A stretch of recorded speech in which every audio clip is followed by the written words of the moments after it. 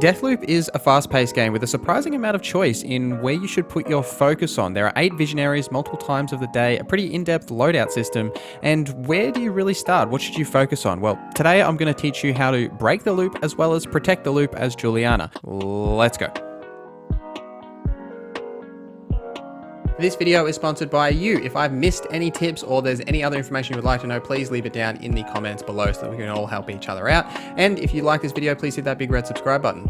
Let's go. Your primary task when breaking the loop as Colt is to kill the 8 visionaries, but the game will take some time before it gets to that point. There's a pretty lengthy and linear portion of the game at the very start, which takes you through a couple of days loop, kind of teaches you the mechanics of the game, and really teaches you what's happening on Blackreef. I won't spoil anything here, but it's worth pushing through that section as early as possible before you do too much exploration, because you can't really upgrade Colt until you get past that section. So everything that you find, you won't really be able to keep with you. So it's better to push through that so then you can explore, use up your residium, and infuse things so you can keep them for other cycles. The residium items that you do find throughout the world are randomized each time you enter one of the 4 sandboxes. The weapons that spawn, however, like if you see a weapon on a table or just floating around, these will be static for each of the loops. Occasionally they'll be of higher rarity, but you'll always know there will be a weapon there.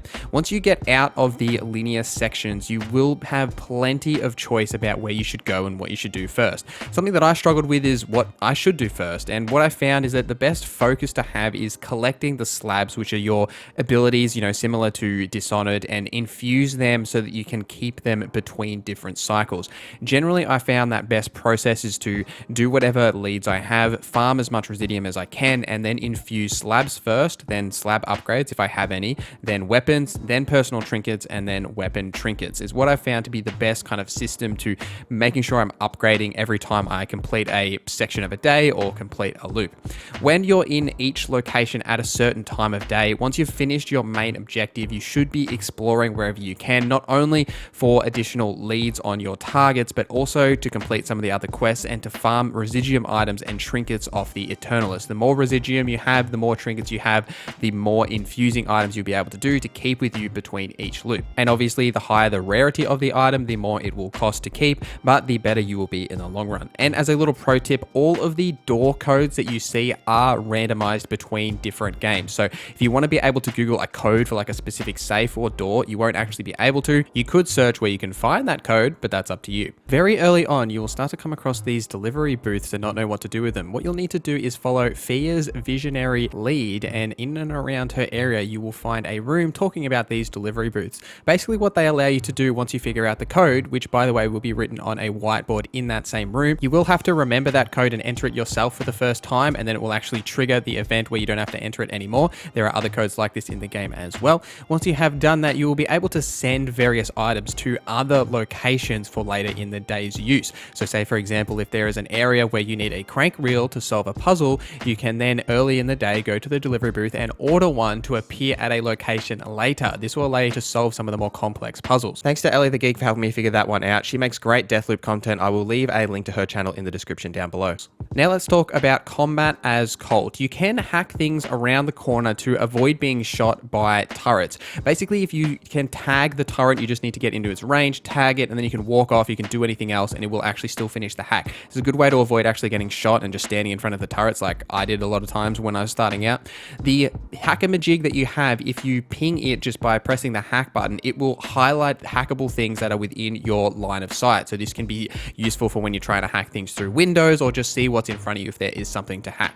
Eternalists are very dumb, which is, on purpose. They're not the main enemies of the game. Once you get a good gun and a good feel for the combat, you can really just run around and just kill them as you see fit. You don't really need to stealth around them unless you're really going for a full stealth playthrough. Unlike Dishonored, there's no punishment for breaking stealth and killing these people, so just run around, have a great time, and don't worry about it. Juliana will regularly invade your game as a player or AI. If you want to avoid it being an actual another player, you can change your mode to either single player mode or even friends only. only if you just want to have your friends be the only ones that can actually invade you.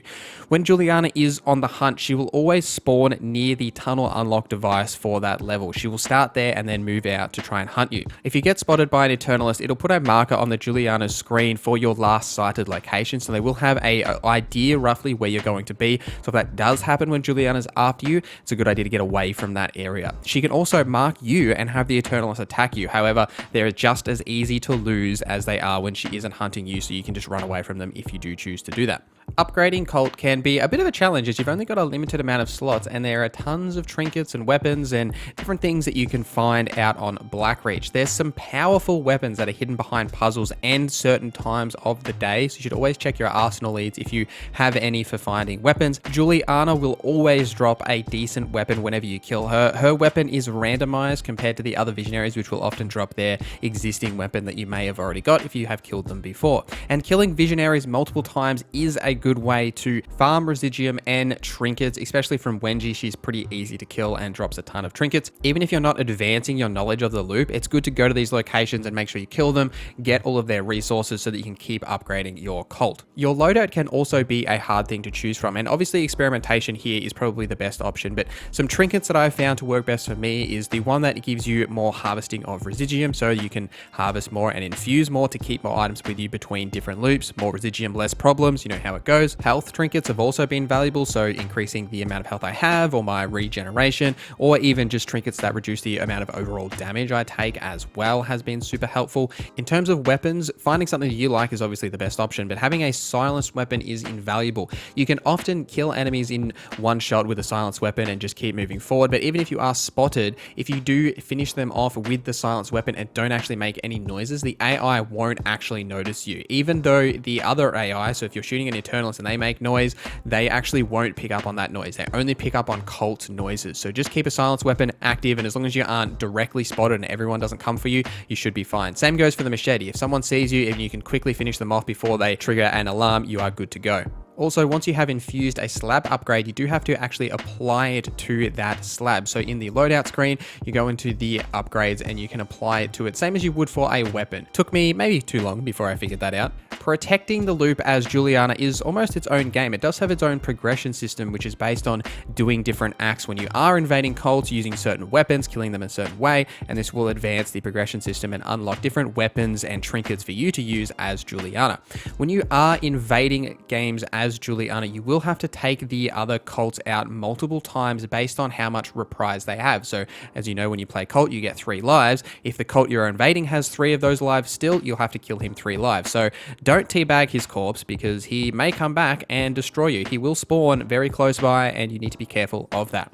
The best thing to do as Juliana is to think like a Colt, right? You know, most Colt players will be trying to kill the Visionary, so put yourself between Colt and the Visionary, set traps. You could set traps at the tunnel unlock as well, and you also have the Strelix Sapper Charge that you can use for the proximity traps or trip mines in the same way that you would as Colt, so put them around the location that you're looking for.